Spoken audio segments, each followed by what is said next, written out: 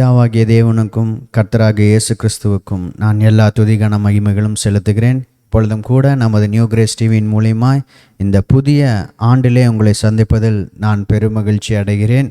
முதலாவது எங்கள் new grace டிவியின் மூலமாய் உங்கள் அனைவருக்கும் இனிய புத்தாண்டு நல்வாழ்த்துக்களை நான் தெரிவித்துக் கொள்கிறேன். இப்பொழுதும் கூட கர்த்தர் உங்களிடத்தில் பேச இருக்கிறார். இந்த வருடத்துக்கான வாக்குத்தத்தத்தை அவர் கொடுக்க இருக்கிறார். அதை நாம் கேட்போமா? யோபு 5வது அதிகாரம் 10வது வசனம். யோபு 5வது அதிகாரம் 10வது வசனம். தாழ்ந்தவர்களை உயரத்தில் வைத்து துக்கிக்கிறவர்களை இரட்சித்து உயர்த்துகிறார்.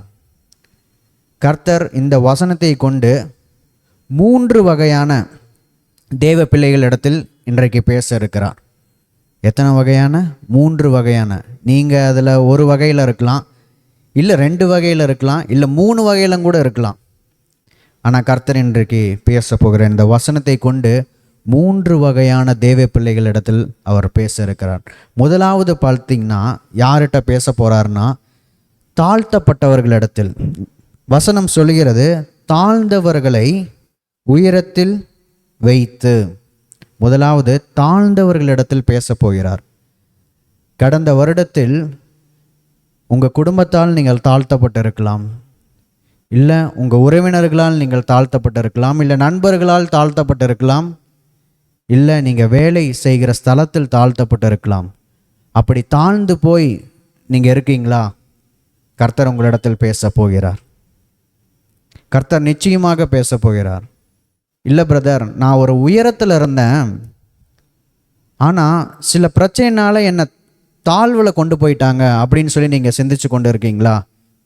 கடந்த வருஷத்தில் நான் ஒரு உயரத்தில் இருந்தேன், ஆனால் நான் தாழ்த்தப்பட்டு போனேன், அப்பேற்பட்ட ஒரு நிலைமையில் நீங்கள் இருக்கீங்களா? கர்த்தர் உங்களிடத்திலும் பேச போகிறார். தாழ்வில் இருக்கிறவர்களிடத்திலும் பேச போகிறார். உயரத்திலிருந்து கடந்த ஆண்டில் தாழ்வுக்கு வந்தவர்களிடத்திலும் கர்த்தர் பேச போகிறார். 2வது பார்த்தீங்கன்னா, துக்கிக்கிறவர்களை இரட்சித்து உயர்த்துகிறார்.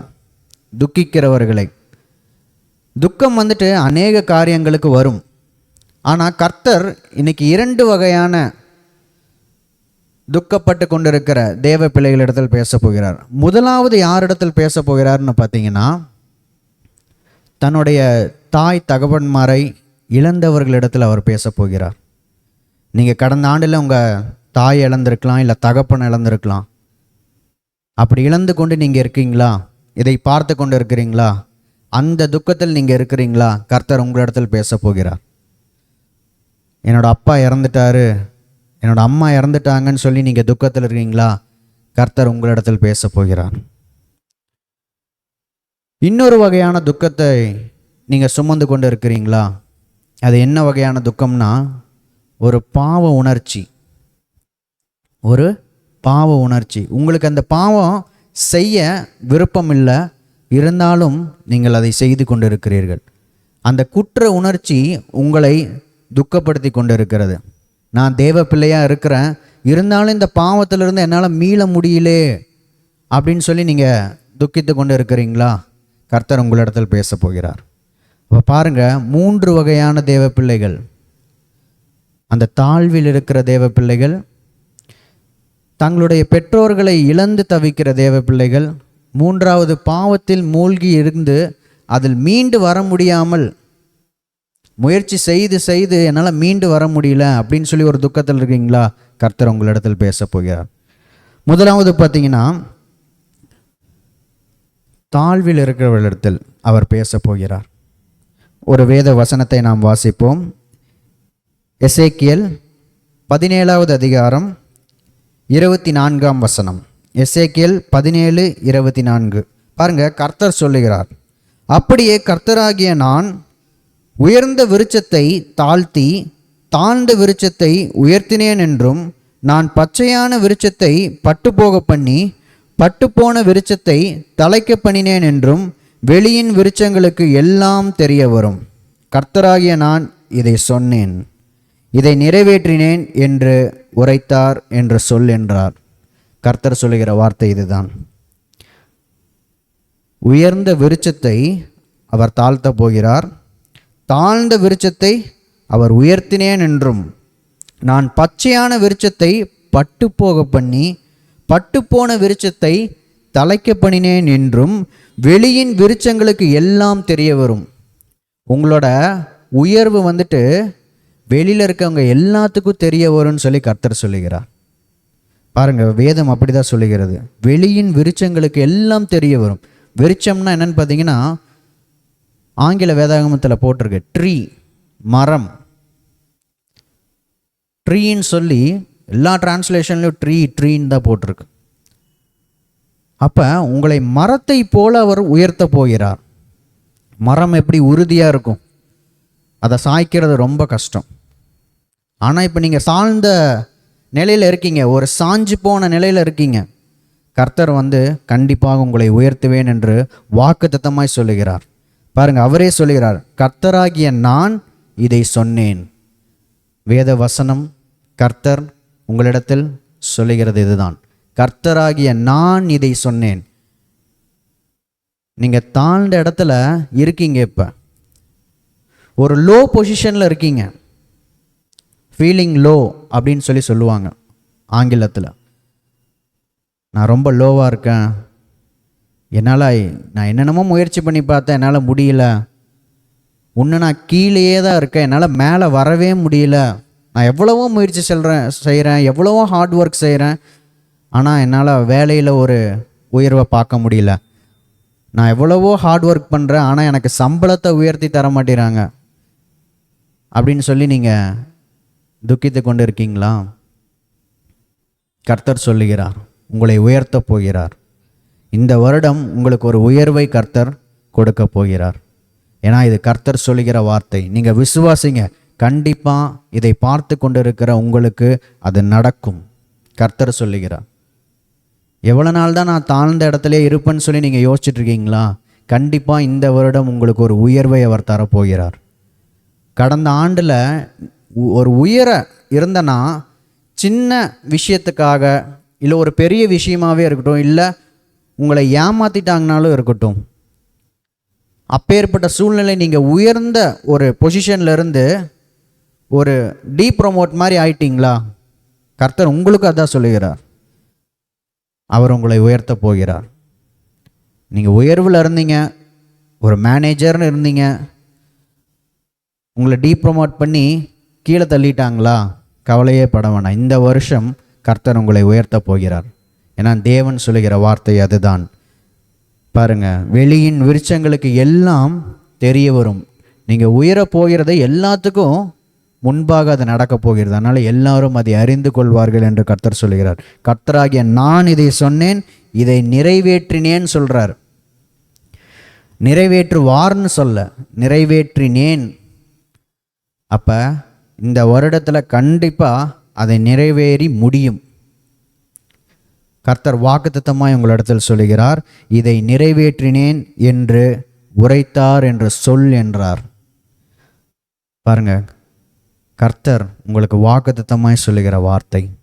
இன்னொரு வசனத்தை கூட நாம் வாசிப்போம். உபாகமம் 28:14 சொல்லுகிறபடி, உன்னை வாளாக்காமல் தலையாக்குவார். உன்னை வாளாக்காமல் அவர் தலையாக்க போகிறார். நீங்கள் தாழ்ந்து இருக்கீங்க, இப்போ ஒரு வாள் மாதிரி இருக்கிறீங்க அப்படின்னு சொல்லி நினைத்து கொண்டு இருக்கிறீங்களா? கர்த்தர் உங்களை தலையாக மாற்றப் போகிறார். அதுதான் கர்த்தர் இன்றைக்கு உங்களுக்கு சொல்லுகிற வாக்குத்தத்தம். இந்த முதலாவது வகை, அந்த தாழ்த்தப்பட்டவர்கள், தாழ்வில் இருக்கிறவர்கள், அவர்களுக்கு ஒரு உயர்வை தரப்போகிறார். இப்பொழுது நாம் இரண்டாவது வகையான தேவ பிள்ளைகள் இடத்தில் கர்த்தர் பேச இருக்கிறார். பாருங்க, வேதம் சொல்லுகிறது, யோபு 5வது அதிகாரம் 10வது வசனத்தில், துக்கிக்கிறவர்களை ரட்சித்து உயர்த்துகிறார். துக்கிக்கிறவர்களை ரட்சித்து உயர்த்துகிறார். பாருங்க, ரட்சிப்புனா என்னன்னு பார்த்தீங்கன்னா காப்பாற்றுறது. ரட்சிப்புனா காப்பாற்றுறது. அந்த துக்கத்திலிருந்து உங்களை காப்பாற்ற போகிறார். காப்பாற்றி ஒரு உயர்வான இடத்துல அவர் வைக்க போகிறார். பாருங்க, துக்கிக்கிறவர்களை ரட்சித்து உயர்த்துகிறார். இப்போ நம்ம இரண்டாவது வகையான தேவ பிள்ளைகளிடத்தில் கர்த்தர் பேச போகிறார். அதை நான் உங்களுக்கு முன்னாடியே சொன்னேன். தங்களுடைய பெற்றோர்களை இழந்து துக்கித்து கொண்டிருக்கிற தேவ பிள்ளைகளிடத்தில் கர்த்தர் பேச போகிறார். உங்கள் அப்பாவை இழந்திருக்கலாம் நீங்கள் கடந்த வருஷத்தில், இல்லை உங்கள் அம்மாவும் கூட நீங்கள் இழந்திருக்கலாம், இல்லை 2 பேரையும் நீங்கள் இழந்திருக்கலாம். ஆனால் கர்த்தர் வந்து உங்களிடத்தில் சில ஆறுதலான வார்த்தைகளை பேச போகிறார். நீங்கள் கலங்க வேண்டாம், கர்த்தர் உங்களோடு இருக்கிறார். உங்கள் பெற்றோர்கள் உங்களை விட்டு பிரிந்தாலும் தேவன் எப்பொழுதும் உங்கள் கூடவே இருக்கிறார். அவர் உங்களை காப்பாற்றுகிற தேவனாக இருக்கிறார், உங்களை உயர்த்துகிற தேவனாக இருக்கிறார், உங்களுக்கு ஆறுதல் சொல்லுகிற தேவனாக இருக்கிறார். ஆனால் நீங்கள் கலங்காதீங்க. கடந்த ஆண்டில் நீங்கள் பெற்றோர்களை இழந்திருக்கலாம், நீங்கள் கலங்க வேண்டான்னு சொல்லி கர்த்தர் சொல்லுகிறார். கர்த்தர் உங்களிடத்தில் பேச போகிறார். ஒரு வசனத்தை நாம் வாசிப்போம். ஆதியாகமம் 24வது அதிகாரம் 67வது வசனம். ஆதியாகமம் 24:67. பாருங்க, அப்பொழுது ஈசாக்கு ரெபேக்காளை தன் தாய் சாராளுடைய கூடாரத்துக்கு அழைத்து கொண்டு போய் அவளை தனக்கு மனைவியாக்கி கொண்டு அவளை நேசித்தான். ஈசாக்கு தன் தாய்க்காக கொண்டிருந்த துக்கம் நீங்கி ஆறுதல் அடைந்தான். பாருங்க, வேதம் சொல்லுகிறது ஈசாக்கு தன் தாய்க்காக கொண்டிருந்த துக்கம் நீங்கி ஆறுதல் அடைந்தான். பாருங்க, ஈசாக்குக்கு அவங்க அம்மா இறந்துட்டாங்க கல்யாணம் ஆகிறதுக்கு முன்னாடியே இறந்துட்டாங்க. ஈசாக்கை போல உங்களுக்கு இன்னும் கல்யாணம் ஆகாமல் இருக்கா? அதுக்குள்ளேயே உங்கள் பெற்றோர்கள் இறந்துட்டாங்களா? கர்த்தர் உங்களிடத்தில் தான் பேச போகிறார். உங்களுக்கு கல்யாணம் ஆகிறதுக்கு முன்னாடியே உங்கள் தகப்பனையோ இல்லை தாயோ இழந்து கொண்டு நீங்கள் இருக்கிறீங்களா? கர்த்தர் உங்களிடத்தில் தான் பேச போகிறார். ஈசாக்கோட அம்மா இறந்துட்டாங்க. ஈசாக்குக்கு அப்போ கல்யாணம் ஆகலை. கல்யாணமானதுக்கப்புறம் ரெபேக்காள் வராங்க. ரெபேக்காள் வந்ததுனால ஈசாக்கு வந்துட்டு அந்த தாயினுடைய அந்த துக்கத்தை அவன் மறந்து ஆறுதல் அடைந்தான் என்று வேதம் சொல்லுகிறது. அதே போல் இந்த வருடத்தில் உங்களுக்கு ஒரு நல்லது கர்த்தர் செய்ய போகிறார். நீங்கள் இருதயத்தில் சிந்தித்து கொண்டு இருக்கலாம், என்னோட கல்யாணத்தை பார்க்கணுன்னு சொல்லி எங்கள் அப்பா ரொம்ப ஆசைப்பட்டார், எங்கள் அம்மா ரொம்ப ஆசைப்பட்டாங்க அப்படின்னு சொல்லி நீங்கள் நினச்சிட்ருக்கீங்களா? உங்கள் அப்பாவை இழந்து நீங்கள் தவித்து கொண்டு இருக்கிறீங்களா? கர்த்தர் சொல்கிற இந்த வருடத்திலே உனக்கு கல்யாணமாக போகிறது. அந்த கல்யாணத்தின் மூலம் உங்களை அப்பாவை போல பார்த்துக்கிற ஒரு மகன் உங்களுக்கு கிடைக்க போகிறாங்க. இல்லை அம்மாவை இழந்து தவிச்சிருக்கீங்களா? அம்மாவை போல பார்த்து கொள்ளுகிற ஒரு கணவன் உங்களுக்கு கிடைக்கலாம், ஒரு மனைவி கிடைக்கலாம். அப்பாவை போல பார்த்து கொள்கிற ஒரு கணவன் கிடைக்கலாம், மனைவி கிடைக்கலாம். அவங்களால் உங்களுடைய துக்கம் மாறப்போகிறது. ஈசாக்கு எப்படி ஆறுதல் அடைந்தான் வேதம் சொல்லுது. ரெபேக்காள் மூலியமாய் தன்னுடைய தாயினுடைய துக்கத்தை மறந்தான். அதே போல கடந்த ஆண்டு நீங்கள் இழந்ததை நீங்கள் மறக்க போகிறீங்க. கர்த்தர் உங்களுக்கு ஒரு ஆறுதலை தரப்போகிறார். அதனால் நீங்கள் ஆறுதல் அடைந்து நீங்கள் சந்தோஷமாய் இருக்க போகிறீர்கள். இந்த ஆண்டு உங்களுக்கு ஒரு சந்தோஷமாய் இருக்க போகுது. உங்கள் துக்கம் சந்தோஷமாய் மாறும்னு சொல்லி கர்த்தர் இன்றைக்கு உங்களிடத்தில் பேசுகிறார். அதனால் உங்கள் பெற்றோர்களை இழந்துட்டேன்னு நீங்கள் தவிக்க வேணாம், நீங்கள் துக்கிக்க வேணான்னு சொல்லி கர்த்தர் சொல்லுகிறார். உங்களுக்கான ஆறுதல் இந்த வருடத்திலே கர்த்தர் கொடுக்க போகிறார். அதனால் நீங்கள் ஆறுதல் அடைந்து சந்தோஷமாய் இந்த ஆண்டு நீங்கள் இருப்பீங்கன்னு சொல்லி கர்த்தர் சொல்லுகிறார். அப்போ நீங்கள் துக்கப்பட்டு ஒன்றும் இருக்க வேண்டாம், சந்தோஷமாக இருங்க. ஏன்னா எல்லாரும் இந்த பூமியிலே இருக்கிறது இல்லை. எல்லாரும் மரித்து நம்ம இயேசு கிறிஸ்துவனிடத்தில் போகணும். உங்கள் பெற்றோர்கள் இப்போ உங்களுக்கு கூட இல்லை, ஆனால் இந்த பூமியில் காட்டிலும் இப்போ சந்தோஷமான ஒரு இடத்துல அவர்கள் இருக்கிறார்கள். அதனால் நீங்களும் சந்தோஷமாக இருங்கன்னு சொல்லி கர்த்தர் சொல்லுகிறார். கர்த்தரிடத்தில் அவங்க இளைப்பாரி கொண்டு இருக்கிறார்கள், அதை நீங்கள் மறக்க வேண்டாம். கர்த்தருடைய வருகையில் அவர்கள் எல்லாம் வரப்போகிறாங்க. யார் யாரெல்லாம் இறந்தாங்களோ அவங்க எல்லாருமே கர்த்தருடைய இளைப்பாறுதலில் இருக்காங்க. நீங்கள் கவலைப்பட வேண்டாம், கர்த்தர் சொல்லுகிறார். அதனால் நீங்கள் சோர்ந்து போக வேணாம், நீங்கள் துக்கம் அடைய வேணாம். கர்த்தர் உங்கள் துக்கத்தை சந்தோஷமாக மாற்றப் போகிறார். இந்த ஆண்டிலே அது நடக்கப் போகிறது. 3வது வகையான தேவ பிள்ளைகளை நாம் பார்க்க இருக்கிறோம். 3வது வகையான தேவ பிள்ளைகளிடத்தில் கர்த்தர் பேச போகிறார். அது எந்த விதமான துக்கம்னு சொல்லி நான் உங்களுக்கு சொன்னேன். அந்த பாவத்திலிருந்து மீள முடியாமல் துக்கித்து கொண்டு இருக்கிறார். ஒரு குற்ற உணர்ச்சி, அந்த பாவத்தை செய்யக்கூடாதுன்னு நினைக்கிறீங்க, ஆனால் அதை மீண்டும் மீண்டும் செஞ்சு அதுக்காக நீங்கள் துக்கப்பட்டு கொண்டு இருக்கிறீங்க. அப்பேற்பட்ட நபராய் இருக்கிற உங்களிடத்தில் கர்த்தர் பேச போகிறார். ஏன்னா அந்த குற்ற உணர்ச்சி உங்கள் இருதயத்தில் இருந்து இருந்து அது உங்களை துக்கப்படுத்தி கொண்டு இருக்கிறது. அதனால் நீங்கள் கலங்க வேணான்னு சொல்லி கர்த்தர் சொல்லுகிறார். இந்த வருடத்தில் அந்த பாவத்திலிருந்து உங்களுக்கு ஒரு விடுதலையை தரப்போகிறார் கர்த்தர். அதனால் நீங்கள் துக்கப்பட வேணாம், நீங்கள் குற்ற உணர்ச்சி அடைய வேண்டாம். உங்கள் பாவங்கள் எல்லாம் மன்னிக்கப்பட்டது. இயேசு கிறிஸ்துவின் நாமத்தினாலே உங்கள் பாவங்கள் எல்லாம் கழுவப்பட்டது என்று கர்த்தர் சொல்கிறார். அதனால் நீங்கள் கடந்த ஆண்டை போல துக்கித்து அழ வேண்டாம், உங்கள் இருதயத்தில் அந்த குற்ற உணர்ச்சி இருக்க வேண்டாம்னு சொல்லி கர்த்தர் சொல்லுகிறார். அதனால் நீங்கள் துக்கம் அடையாதீங்க. ஒரு வசனத்தை நாம் வாசிப்போம். 2 கொரிந்தியர் 7வது அதிகாரம் 9-10 வசனங்களை நாம் வாசிப்போம்.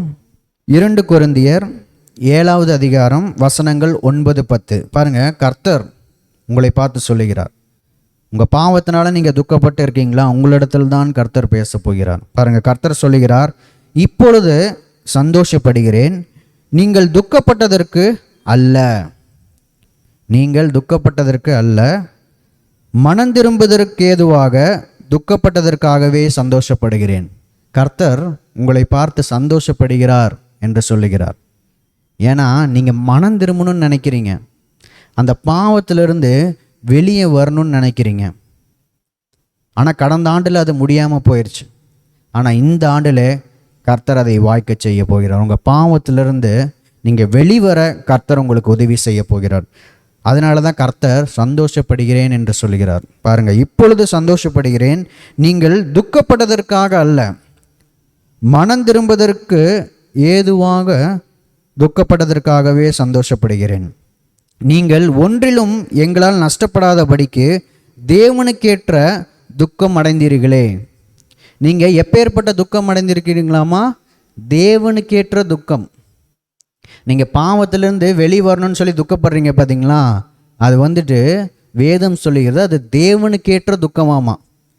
ஏன்னா நீங்கள் பரிசுத்தமாக வாழ முடியல, நான் பாவம் செஞ்சுட்டே எப்படி கர்த்தருக்கு வந்துட்டு ஊழியம் செய்வது, நான் பாவம் செஞ்சுட்டே எப்படி தேவனுக்கு வந்துட்டு உண்மையாக இருக்கிறது, நான் பாவம் செஞ்சுட்டே எப்படி பரிசுத்தமானா வாழ்கிறது, நான் பாவம் செஞ்சுட்டே எப்படி ஒரு சாட்சி உள்ள வாழ்க்கை வாழ்கிறதுன்னு சொல்லி நீங்கள் துக்கப்பட்டு கொண்டு இருக்கிறீங்களே, அது வந்துட்டு தேவனுக்கேற்ற துக்கம்னு சொல்லி வேதம் சொல்லுகிறது. ஏன்னா நீங்கள் பரலோக ராஜ்யத்தை சுதந்திரிக்க தான் நீங்கள் துக்கப்பட்டு கொண்டுட்டு இருக்கீங்க. பாவம் செஞ்சால் பரலோகத்தில் இடம் கிடைக்காதுன்னு சொல்லி நீங்கள் துக்கப்பட்டு கொண்டு இருக்கீங்க. கர்த்தர் உங்களிடத்தில் தான் பேசுகிறார். நீங்கள் தேவனுக்கேற்ற துக்கம் அடைந்திருக்கிறீர்கள் என்று கர்த்தர் சொல்லுகிறார். அதை குறித்து அவர் சந்தோஷப்படுகிறார். நீங்கள் மனம் திரும்பணும்னு சொல்லி துக்கப்படுறீங்க, அதனால் கர்த்தர் சந்தோஷப்படுகிறார். ஏன்னா மனம் திரும்புகிற பாவியை குறித்து தான் பரலோகத்தில் வந்துட்டு மிகுந்த சந்தோஷம் உண்டாயிருக்கும்னு சொல்லி வேதம் சொல்லுகிறது. அதனால் உங்களுடைய துக்கம் கர்த்தருக்கு அது சந்தோஷமாய் இருக்கிறது. ஏன்னா நீங்கள் மனம் திரும்பணும்னு சொல்லி துக்கப்படுறீங்க. அதனால் கர்த்தர் உங்கள் துக்கத்தை கண்டிப்பாக அவர் மாற்றுவார். இந்த வருடத்திலே உங்கள் பாவத்திலிருந்து ஒரு விடுதலையை கர்த்தர் உங்களுக்கு தரப்போகிறார். பாருங்க, தொடர்ந்து வாசிப்போம். 10வது வசனத்தில் கர்த்தர் சொல்லுகிறார், தேவனுக்கேற்ற துக்கம் பின்பு மனஸ்தாபப்படுகிறதற்கு இடமில்லாமல் ரட்சிப்புக்கு ஏதுவான மனந்திரும்புதலை உண்டாக்குகிறது. பாருங்க, தேவனுக்கேற்ற துக்கம் எப்படி இருக்காமா? மனஸ்தாபப்படுகிறதற்கு இடம் இல்லையாமா. தேவனுக்கேற்ற துக்கம் வந்துட்டு மனஸ்தாபப்படுறதுக்கு இடம் கொடுக்காம ரட்சிப்புக்கு ஏதுவான மனந்திரும்புதலை உண்டாக்குகிறது. பாருங்க, ரட்சிப்புக்கு ஏதுவான மனந்திரும்புதலை உண்டாக்குறதாமா. உங்களுடைய துக்கம் பாருங்க, ஒரு மனந்திரும்புதலை கர்த்தருக்கேற்ற அந்த ரட்சிப்பை அடையும்படி அது உண்டாக்குகிறது என்று வேதம் சொல்லுகிறது. பாருங்க, கடைசியில் முடியும் போது சொல்கிறாங்க, லௌகீக துக்கமோ மரணத்தை உண்டாக்குகிறது. இந்த உலகத்தின் துக்கம் வந்துட்டு அது மரணத்தை தான் உண்டாக்குதாமா. ஆனால் நீங்கள் இப்போ ஒரு துக்கம் அடைஞ்சிருக்கீங்க பாருங்கள், தேவனுக்கு ஏற்ற துக்கம். அது வந்துட்டு ஜீவனை கொடுக்கிற ஒரு துக்கமாய் காணப்படுகிறது. பாருங்க, அப்போ நீங்கள் லௌகீக காரியங்களுக்காக நீங்கள் துக்கப்பட வேணாம், அது மரணத்தை தான் உண்டாக்கும். நீங்கள் தேவனுக்கேற்ற துக்கம், அதாவது மனம் திரும்பணும், ஐயோ நான் பாவம் செஞ்சிட்ருக்கனே, நான் மனம் திரும்பணும் அப்படின்னு சொல்லி துக்கப்படுறீங்க பார்த்தீங்களா, அந்த துக்கம் ஜீவனை உண்டாக்குகிறதா இருக்கிறது. அப்பேற்பட்ட தேவ பிள்ளைகளாய் நீங்கள் இருக்கிறீங்களா? கர்த்தர் உங்களிடத்தில் சொல்லுகிறார், நீங்கள் துக்கப்படுறதை பார்த்து அவர் சந்தோஷப்படுகிறாராம்மா. ஏன்னா நீங்கள் மனம் திரும்பணும்னு சொல்லி விருப்பப்படுறீங்க. அநேக பேர் பார்த்தீங்கன்னா பாவத்திலேயே மூழ்கி கிடப்பாங்க. அவங்க வந்துட்டு நான் பாவத்திலேருந்து வெளிவரணும்னு ஒரு எண்ணமே இருக்காது. ஆனால் நீங்கள் அந்த பாவத்திலிருந்து வெளிவரணும்னு ஒரு எண்ணம் வச்சுருக்கீங்க பார்த்தீங்களா, அதை குறித்து கர்த்தர் சந்தோஷப்படுகிறார். ஏன்னா நம்மளுக்குள்ள அந்த உணர்வு இருக்கணும்.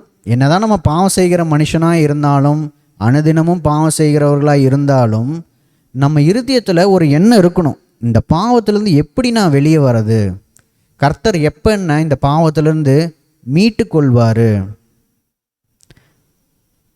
இந்த பாவத்திலேருந்து வெளிவரணுங்கிற ஒரு எண்ணம் இருந்தாலே அது போதுமானது. நான் பாவத்திலேயே மூழ்கி இருப்பேன் அப்படின்னு சொல்லி நீங்கள் நினச்சிங்கன்னா அது உங்களுக்கு மரணத்தை தான் உண்டாக்கும். நீங்கள் பாவத்திலேருந்து வெளிவரணும்னு கொஞ்சம் துக்கப்படுங்க. அப்படி துக்கப்படும் கர்த்தர் வந்துட்டு அதை பார்த்து சந்தோஷப்படுகிற தேவனாக இருக்கிறார். ஏன்னா உங்கள் நினைவில் கர்த்தர் இருக்காருன்னு அப்போ தான் அர்த்தம்.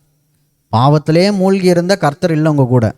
ஐயோ பாவம் செய்கிறோமே, நம்ம தேவ பிள்ளையாக இருக்கிறோமே, நம்ம பரிசுத்தமாக வாழணுமே அப்படின்னு சொல்லி உங்கள் இருதயத்தில் ஒரு சிந்தை, ஒரு துக்கம் இருக்குது பாருங்க, அதுதான் உங்களை வந்துட்டு ஜீவனுக்கு கொண்டு போகும். நீங்கள் குற்ற உணர்ச்சி இல்லாமல் பாவம் செஞ்சுக்கிட்டே இருந்தீங்கன்னா அது உங்களை ஜீவனுக்கு கொண்டு போகாது. ஒரு தேவனுக்கு ஏற்ற துக்கம் உங்கள் இருதயத்தில் இருக்கணும்னு சொல்லி கர்த்தர் சொல்லுகிறார். இந்த வருடத்திலே நீங்கள் தேவனுக்கு ஏற்ற துக்கம் உங்கள் இருதயத்தில் வைங்க. ஐயோ நான் இந்த பாவம் செஞ்சிட்டேனே, செய்யக்கூடாது அப்படின்னு சொல்லி துக்கப்படுங்க. அந்த துக்கத்தில் கர்த்தர் சந்தோஷப்படுகிறவராக இருக்கிறார். அப்பொழுது கர்த்தர் உங்களை அந்த மனம் திரும்புதலுக்கு ஏற்ற ரட்சிப்பை உங்களுக்கு கொடுக்கிற தேவனாக இருக்கிறார். இப்போ கர்த்தர் என்னென்னலாம் உங்ககிட்ட பேசினான்னு சொல்லி உங்களுக்கு நல்லாவே புரிஞ்சிருக்குன்னு சொல்லி நான் விசுவாசிக்கிறேன். மீண்டுமாக அந்த ஒரு வசனத்தை கடைசியாக கர்த்தர் உங்களுக்கு கொடுத்த வாக்குத்தத்த வசனத்தை நாம் வாசித்து நாம் முடிக்கலாம். யோபு 5வது அதிகாரம் 10வது வசனம். தாழ்ந்தவர்களை உயரத்தில் வைத்து துக்கிக்கிறவர்களை ரட்சித்து உயர்த்துகிறார். இந்த வசனத்தை கொண்டுதான் கர்த்தர் இன்றைக்கு உங்களிடத்தில் பேசியிருக்கிறார். நான் முன்பு சொன்னது போல 3 வகையான தேவ பிள்ளைகளிடத்தில் கர்த்தர் பேசியிருக்கிறார். நீங்கள் அந்த 3 வகையிலும் இருக்கலாம், இல்லை ஏதாவது 2 வகையில் இருக்கலாம், இல்லை ஏதாவது ஒரு வகையில் இருக்கலாம். அது எனக்கு தெரியாது, கர்த்தருக்கு தெரியும், உங்களுக்கு தெரியும்.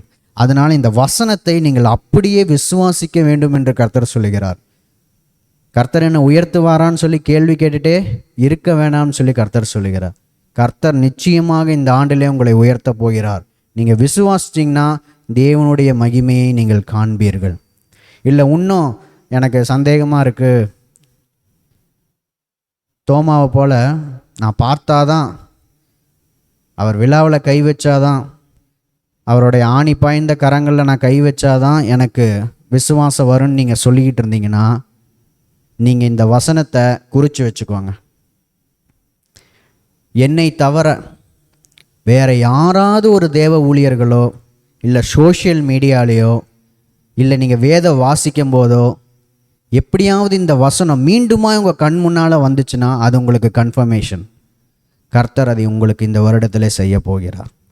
ஏன்னா சந்தேகப்படுறவங்களுக்கு ஒரு கன்ஃபர்மேஷன் தேவைப்படுகிறது. கிதியோன் கூட திரும்ப திரும்ப கேட்டே இருந்தான், இதை செய்யுங்க அதை செய்யுங்க, அப்போ தான் நான் வந்துட்டு நம்புவேன் அப்படின்னு சொல்லி. ஏன்னா அந்த மாதிரி விசுவாசிகளும் நம்மளிடத்தில் இருக்கிறார்கள். உடனே ஏற்றுக்கொள்கிற விசுவாசிகளும் இருக்காங்க. சில சந்தேகப்பட்டு கொஞ்சம் கன்ஃபர்மேஷன் வந்தோன்னா அதில் உறுதியாக்கப்படுவாங்க. அதே போல் நீங்கள் விசுவாசிச்சிங்கன்னா உடனே தேவனுடைய மகிமையை காண்பீங்க. இல்லை கொஞ்சம் சந்தேகத்தோடு நீங்கள் பார்த்து கொண்டு இருந்தீங்கன்னா கர்த்தர் உங்களுக்கு கன்ஃபர்மேஷனை அவர் தருவார். அப்பொழுது நீங்கள் அதை உறுதியாய் பிடித்து கொள்ளுங்கள். கர்த்தர் யோபு 5:10 வசனத்தின்படி இந்த வருடத்திலே இந்த வாக்குத்தத்தை உங்களுக்கு நிறைவேற்றப் போகிறார் என்று இயேசு கிறிஸ்துவின் நாமத்தின் மூலமாய் நான் சொல்லுகிறேன். இப்பொழுதும் கூட நாம் கண்களை மூடி ஜெபிப்போம். அன்பின் பரலோக பிதாவே, நல்ல ஒரு நாளை கொடுத்த கிருபைக்காய் நான் நன்றி செலுத்துகிறேன் அப்பா. இந்த புதிய ஆண்டை காண எங்களுக்கு சித்தம் வைத்திருக்கிறீரப்பா. உங்களுடைய கிருபையை அளித்திருக்கிறீரப்பா. அதற்காக நாங்கள் நன்றி செலுத்துகிறோம் அப்பா. இந்த 2024 எல்லாருக்கும் ஒரு உயர்வை காணுகிற ஒரு ஆண்டாக இருக்கணும் அப்பா. தாழ்ந்தவர்களை நீர் உயர்த்த போகிறீர், துக்கிக்கிறவர்களை ரட்சித்து நீர் உயர்த்த போகிறீரப்பா. அந்த உயர்வை காணுகிற ஒரு ஆண்டாய் இந்த ஆண்டு இருக்க நீர் உதவி செய்வீராகப்பா. அதற்காக நான் ஜெபிக்கிறேன்ப்பா. யார் தாழ்ந்த இடங்களில் இருக்கிறார்களோ அவர்கள் எல்லாம் நீர் உயர்த்த வல்ல தேவனாக இருக்கிறீரப்பா. அதற்காக நான் நன்றி செலுத்துகிறேனப்பா. தங்களுடைய பெற்றோர்களை இழந்து தவிக்கிற பிள்ளைகளுக்கு ஒரு ஆறுதலாய் நீர் இருக்க போகிறீரப்பா. இன்னும் கல்யாணம் ஆகாமல் தங்களுடைய பெற்றோர்களை இழந்து தவிக்கிற பிள்ளைகளுக்கு இந்த ஆண்டிலே ஒரு கல்யாணத்தை நீர் ஏற்படுத்தி தரும்படியாக நாங்கள் ஜெபிக்கிறோம் அப்பா. ஈசாக்கு எப்படி ஆறுதல் அடைந்தானோ அதே போல் அவர்களும் ஆறுதல் அடையணுமப்பா. தேவன் அதற்கு சித்தம் வைப்பீராகப்பா. அதற்காக நான் ஜெபிக்கிறேனப்பா. தேவனுக்கேற்ற துக்கம் அடைந்திருக்கிற ஒவ்வொரு பிள்ளைகளையும் நீ ரட்சித்து காப்பாற்றுகிற தேவனாக இருக்கிறீரப்பா. அந்த மனந்திரும்புதலின் ஆவியை அவர்கள் இருதயத்தில் நீர் ஊற்றுகிறீரப்பா. அந்த மனந்திரும்புதலுக்கேற்ற கனிகளை கொடுக்க நீர் சித்தம் வைப்பீராகப்பா. அதற்காக நாங்கள் ஜெபிக்கிறேன்ப்பா. இந்த செய்தியை யார் யாரெல்லாம் பார்த்து கொண்டு இருக்கிறார்களோ அவர்களுக்கெல்லாம் இந்த வாக்கு தத்தத்தை நீர் சுதந்திரத்து கொடுக்கும்படியாக நான் ஜெபிக்கிறேனப்பா. இதை பார்த்து கொண்டு இருக்கிற ஒவ்வொரு பிள்ளைகளுக்கும் இந்த வாக்கு தத்தம் இந்த ஆண்டிலே நிறைவேற நான் ஜெபிக்கிறேனப்பா. பொழுதும் கூட அடியனை தாழ்த்தி உமது கரத்தில் ஒப்படைக்கிறேனப்பா. நீரே பொறுப்படுத்தி பார்த்து கொள்வீராக. எல்லாவற்றையுமே நஸ்ரேயனாகிய கர்த்தராகிய இயேசு கிறிஸ்துவின் நாமத்தின் மூலம் ஜெபிக்கிறேன் என் ஜீவனுள்ள நல்ல பிதாவே. ஆமேன், ஆமேன். கர்த்தர் உங்களை ஆசீர்வதிப்பாராக. மீண்டுமாக உங்கள் அனைவருக்கும் எங்களது நியூ கிரேஸ் டிவியின் மூலமாய் இனிய புத்தாண்டு நல்வாழ்த்துக்களை நான் தெரிவித்துக் கொள்கிறேன். கர்த்தர் உங்களை ஆசீர்வதிப்பாராக. ஆமேன்.